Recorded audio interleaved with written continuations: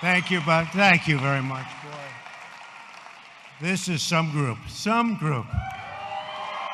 Nice to win, isn't it? Isn't it nice to win? Robert, thank you very much for that incredible introduction, and thank you to everyone from First Baptist Dallas. Thank you. Pastor, you and Amy have stood with us since the very, very beginning, and I will always stand with you. I've told you that, and I mean that. I will always be with you. I appreciate it. Thank you. And I'm honored to join you at the first ever 4th of July Freedom Rally taking place here at the Kennedy Center as we pay tribute to those who have proudly served our nation in uniform. Thank you very much.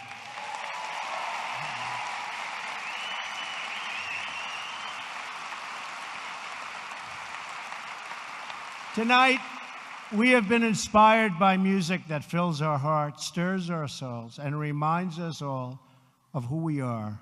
One nation under God.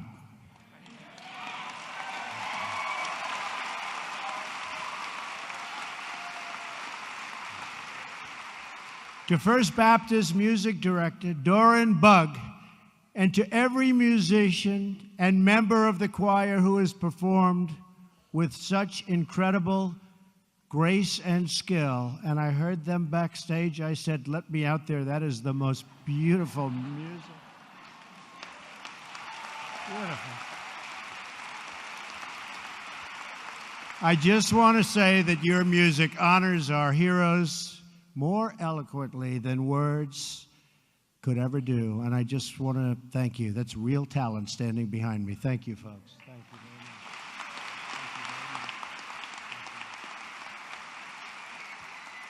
And let me say to the hundreds of veterans with us tonight that for my very first Independence Day celebration as president, there is no place I'd rather be than with you. I'll tell you that.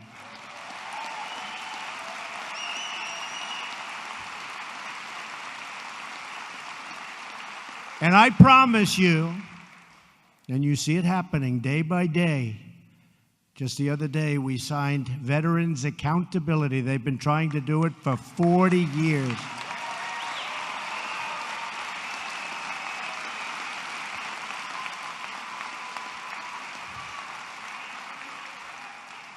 For 40 years, they've been trying. You couldn't fire somebody if they were horrible, doing a terrible job for the veterans.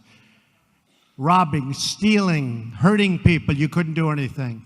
It's called the Veterans Accountability Act. And now you can say, you're fired.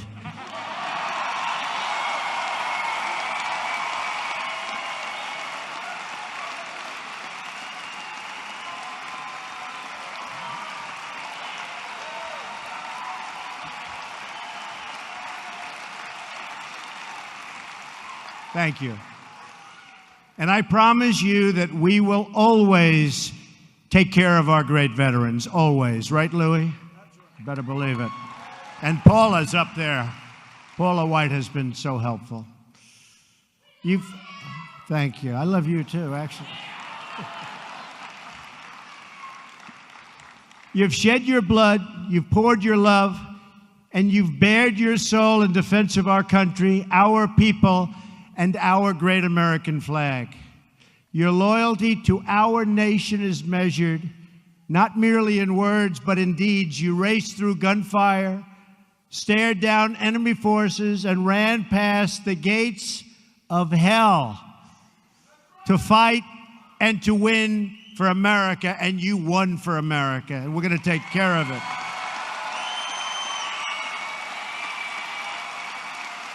Thank you. Thank you. The story of America's men and women in uniform is the story of freedom and overcoming oppression, the strong protecting the weak, and the good defeating evil. There's a lot of evil out there, I want to tell you. There's a lot of evil. I was left a mess, the fact is, but we're cleaning it up. You watch, cleaning it up. Cleaning it up. We are awed by your service and your sacrifice. And so to the veterans here tonight, of which there are many, will you please stand right now? Please stand. Thank you.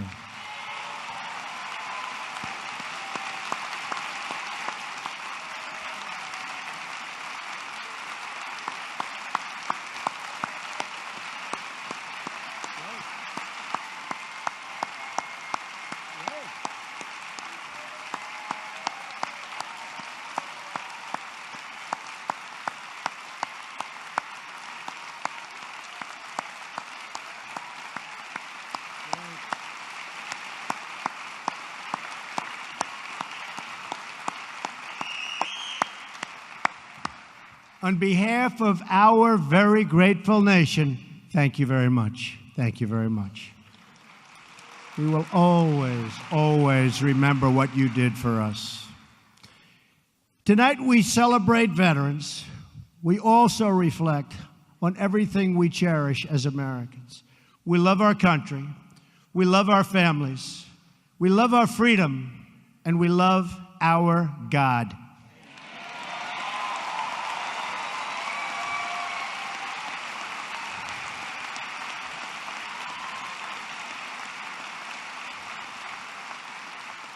Since the signing of the Declaration of Independence 241 years ago, America always affirmed that liberty comes from our Creator. Our rights are given to us by God, and no earthly force can ever take those rights away.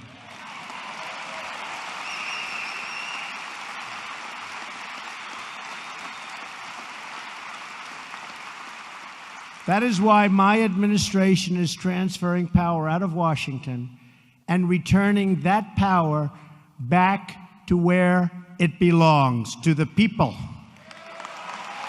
To the people.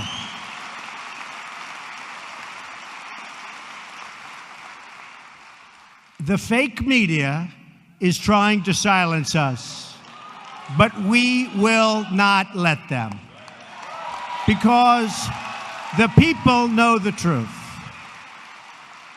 The fake media tried to stop us from going to the White House, but I'm president and they're not.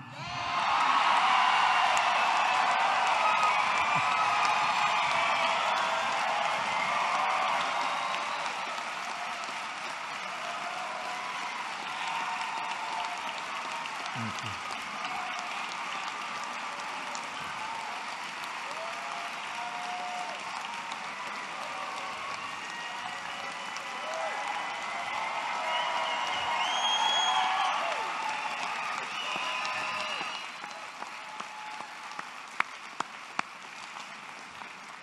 We won and they lost. The fact is, the press has destroyed themselves because they went too far. Instead of being subtle and smart, they used a hatchet. And the people saw it right from the beginning. The dishonest media will never keep us from accomplishing our objectives on behalf of our great American people. Will never happen. Their agenda is not your agenda. You've been saying it. I will never stop fighting for you. I am delivering on trade, on the economy, on the Supreme Court, on the Second Amendment, on our military, for our veterans, and on our borders, where we are doing record stoppage.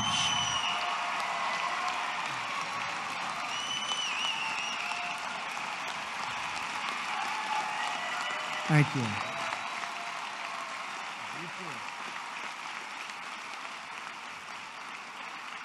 And we are supporting our incredible police and law enforcement.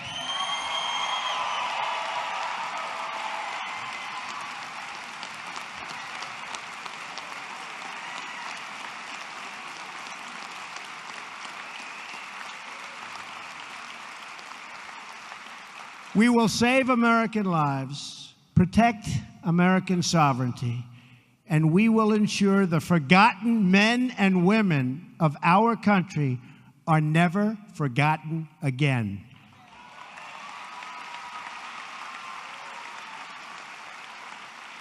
For too long, politicians have tried, oh, have they tried, to centralize authority among the hands of a small few in our nation's capital. I see them all the time. Bureaucrats think they can run over your lives, overrule your values, meddle in your faith, and tell you how to live, what to say, and where to pray. But we know that parents, not bureaucrats, know best how to raise their children and create a thriving society.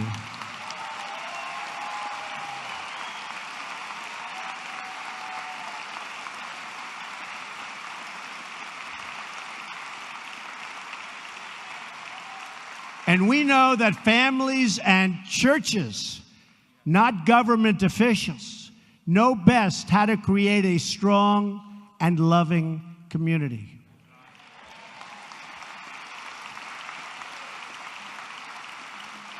And above all else, we know this. In America, we don't worship government, we worship God.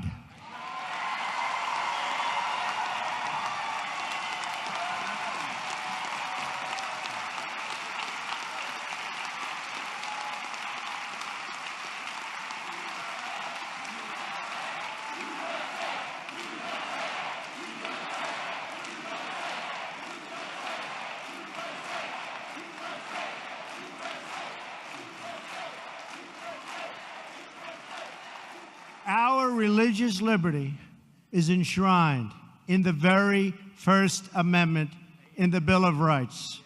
The American founders invoked our Creator 4 times in the Declaration of Independence. Benjamin Franklin reminded his colleagues at the Constitutional Convention to begin by bowing their heads in prayer.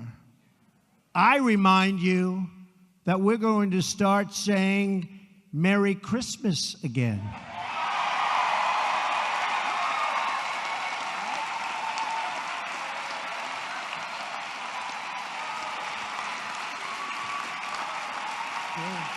True. Inscribed on our currency are the words, "In God we trust."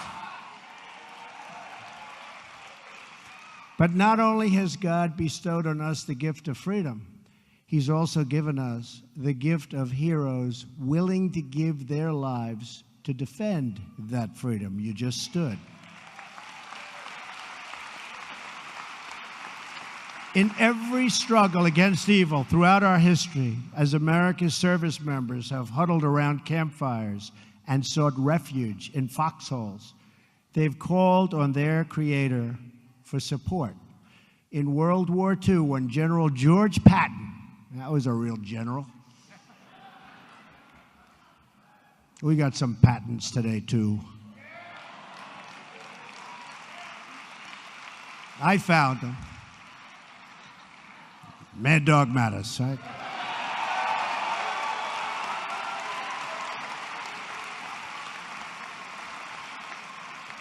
And he doesn't like doing a lot of talking, but I want to tell you, ISIS, it's a whole different ballgame, folks.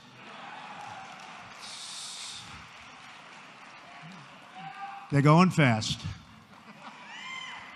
But when Patton ran into a problem that he couldn't solve, he knew what to do. He prayed.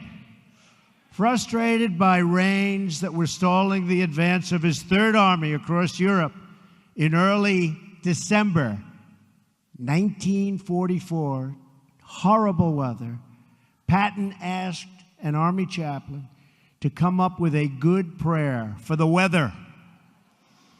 Patton then had 250,000 copies of that prayer printed and distributed to the soldiers of the Third Army just before the Battle of the Bulge. That was a big one. Did very well there. 500,000 American soldiers fought that pivotal battle of the Second World War. One of those soldiers is here with us tonight. His name is Harry F. Miller. Where's Harry? Where's Harry? Harry, stand up, Harry.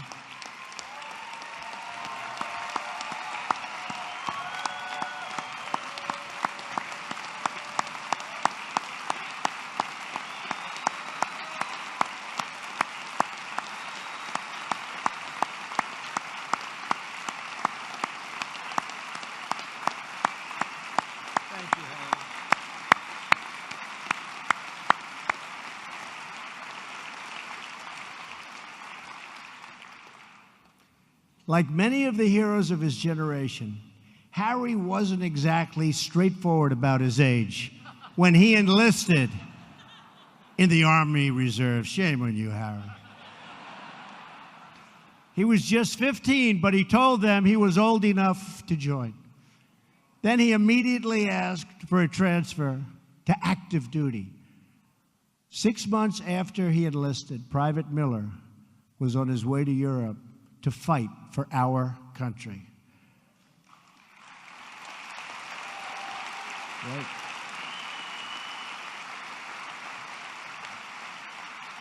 A couple of months after that, he was in the freezing cold. How cold was it, Harry? Cold. He said really cold.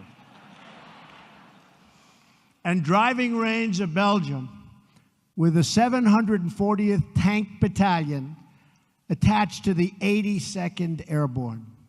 As the Battle of the Bulge began, Harry got his orders to go find tanks at a weapons storage facility. When he arrived, he says, he and his friends found nothing but tanks. They were all over the place, right? Nothing but tanks. But they didn't let the tanks stop them. Out of what spare parts they could find, and through sheer grit and resolve, they somehow managed to repair 3 of those tanks and get them all set for action and ready to fight. And before long, those 3 tanks were nose to nose with the lead elements of a German SS Panzer division, and that was tough stuff. In a short time, those tanks had knocked out the first 3 tanks of the enemy, and the entire German division retreated. They left. Good. That's good, Harry. That's good, Harry.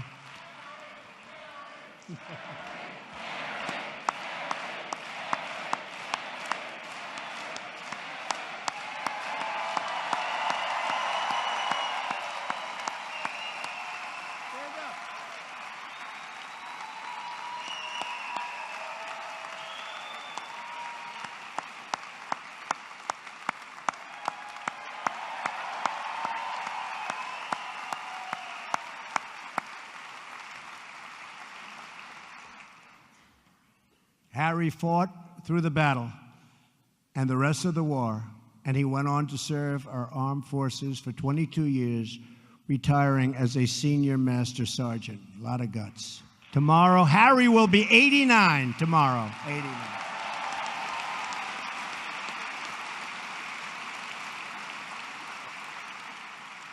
So on behalf of this very large group in this beautiful building, Senior Master Sergeant Miller, happy birthday. Thank you for your lifetime of service, and thank you for helping out. Thank you very much, Aaron.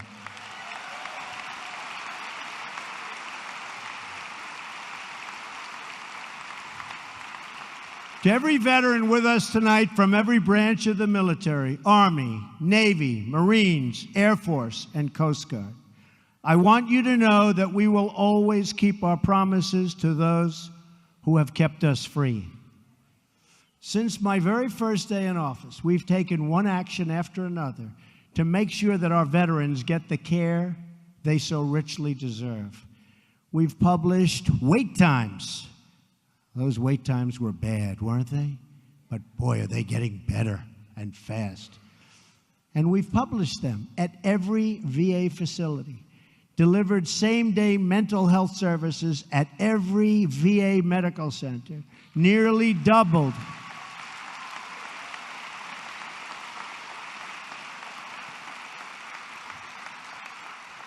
the number of veterans given approvals to see the doctor of their choice.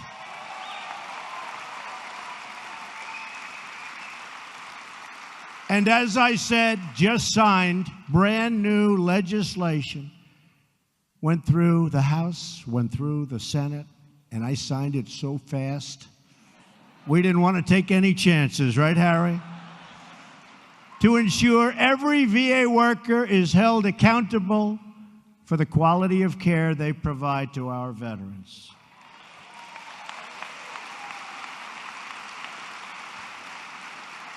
Tonight, we are deeply honored to be joined by a number of wounded warriors from Walter Reed.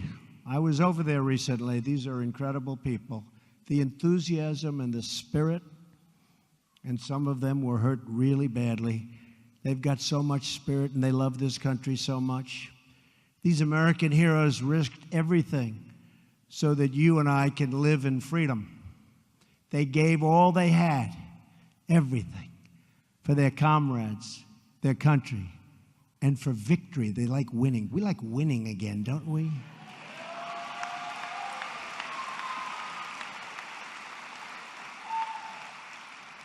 You know, in the old days, we used to win. We sort of just keep fighting and fighting and fighting. We're going to win again, folks. We applaud their strength, their courage, and we really support that incredible win that they have. The will is so strong, and that's what they want to do, is they want to win, and they want to win for you. So thank you all very much for being here. That was great.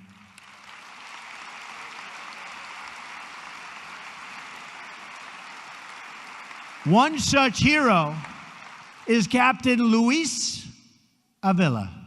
Where is he? Luis. Luis. Oh, we love you, Luis. Luis, wow.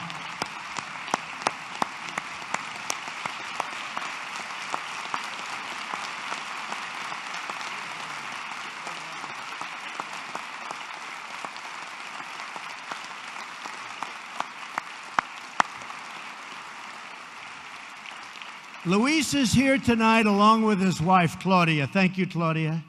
Thank you, darling. Thank you. Thank you. Luis served in the Army for 16 years. He held many different positions on 5 combat tours, and he was always a leader, and everybody always said, I did some checking on you, Luis, that you did a great job no matter where you were, no matter where you went. On his 5th deployment, Luis bravely led his company on a successful mission to recover vital intelligence. During this critical mission, his vehicle was struck by explosives. Luis was gravely wounded and lost his leg. He received a Purple Heart for his service and sacrifice. To Luis and Claudia, we will never forget the courageous sacrifice that you made for all of us in this room tonight and for everyone in our country. Thank you. Thank you, Luis.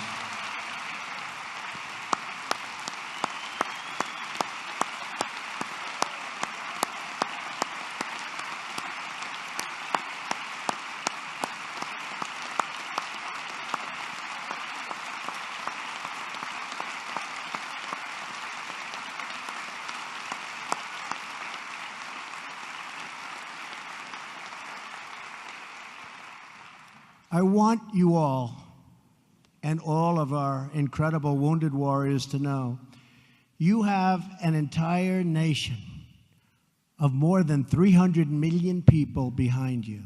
And our nation's getting strong again. Do you notice? Getting strong again. Our hearts and our prayers are joined with yours.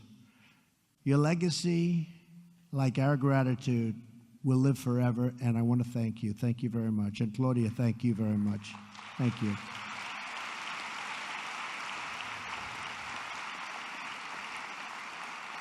I also want to speak to all of the people, see, you thought I forgot, in our faith community who are here with us tonight, veterans and non-veterans alike.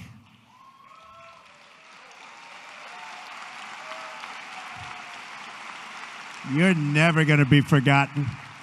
You'll never be forgotten. My administration will always support and defend your religious liberty.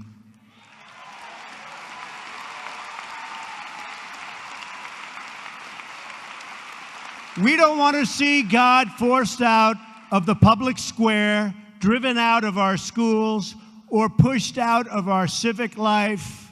We want to see prayers before football games if they want to give prayers.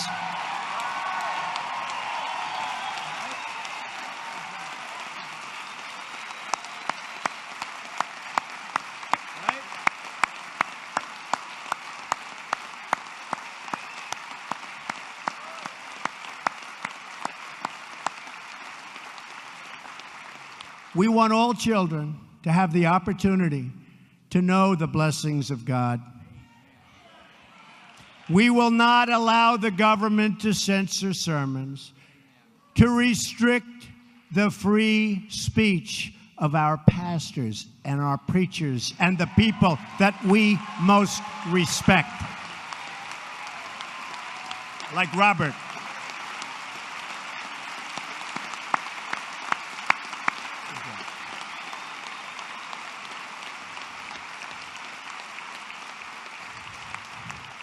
That is why, just as I promised Pastor Jeffress and other faith leaders, I just signed an executive order following, and this is something that makes me very happy and very proud, following through on my campaign pledge to stop the Johnson Amendment from interfering with your First Amendment rights.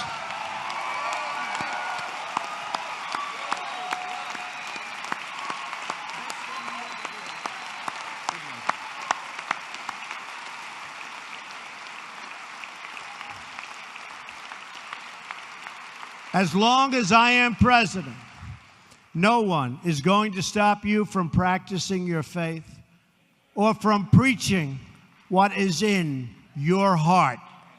We want to hear him. One of the most grave and dire threats to religious freedom in the world today is the threat of terrorism. And specifically, it just seems it's called radical Islamic terrorism. And we cannot allow this terrorism and extremism to spread in our country or to find sanctuary on our shores or in our cities.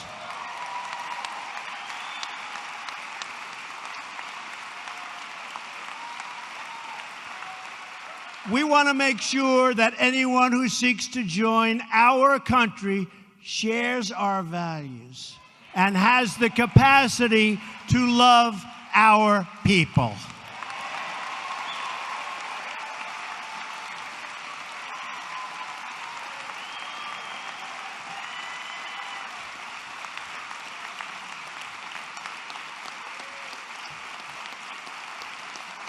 Thank you. Together, we will protect our families, our nations, and our borders. And yes, by the way, for those that are curious, we will build the wall, okay? Because we understand that a country is more than just its geography. A nation is the sum of its citizens, their hopes, their dreams, their aspirations. America is a land rich with history, traditions, and values. And as we have seen tonight, what a group this is tonight, America is also a land rich with heroes.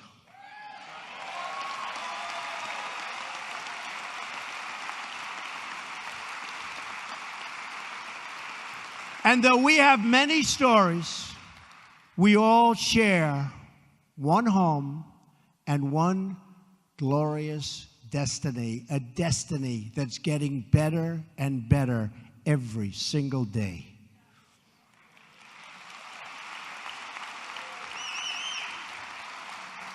And whether we are black or brown or white, and you've heard me say this before, we all bleed the same red blood.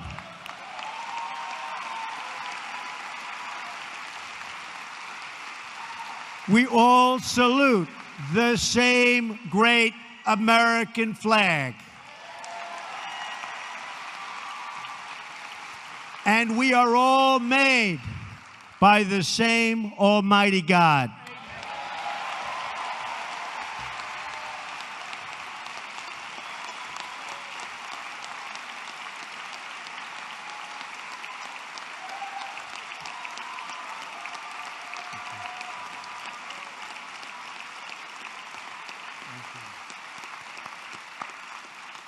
We face many challenges.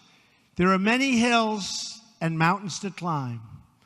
But with the strength and courage of the patriots assembled in this room tonight, we will and you see it all the time, and we're doing it all the time because we're scaling those summits, and we will get the job done.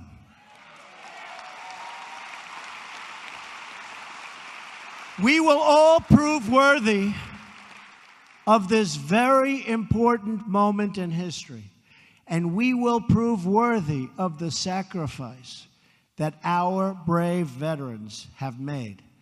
As long as we have pride in our beliefs, courage in our convictions, and faith in our God, we will not fail.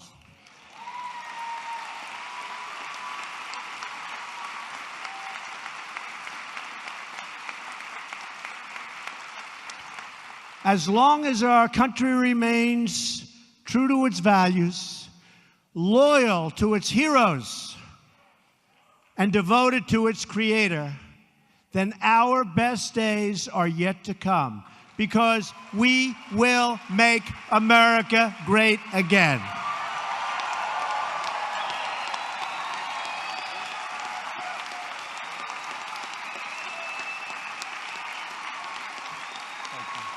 Thank you.